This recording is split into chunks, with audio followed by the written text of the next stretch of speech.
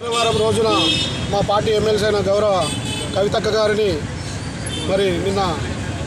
ఎలాంటి నోటీసు లేకుండా కేంద్ర ప్రభుత్వం నరేంద్ర మోడీ గారు అరెస్ట్ చేయడం జరిగింది. వారు కావాలనే కక్షపూరిత కట్టి మరి కవిత గారిని కేసీఆర్ కుటుంబం మీద ఏదో బురద జల్లాలనే ఉద్దేశంతో నిన్న కవితమ్మ గారిని అరెస్ట్ చేయడం జరిగింది. మరి నరేంద్ర మోడీ గారికి మా ముఖ్యమంత్రి మా కేసీఆర్ గారు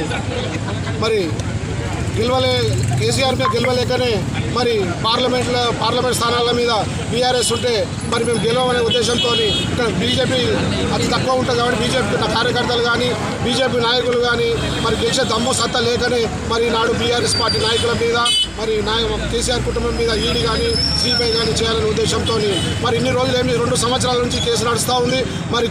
నరేంద్ర మోడీ కానీ ఇతర నాయకులు కేంద్ర ప్రభుత్వం కానీ ఏ ఒక్క రోజు కూడా మరి చర్యలు తీసుకోలేదు. మరి ఇప్పుడు పార్లమెంట్ ఎలక్షన్ మరి ఇవాళ 3 గంటలకు 2 గంటలకు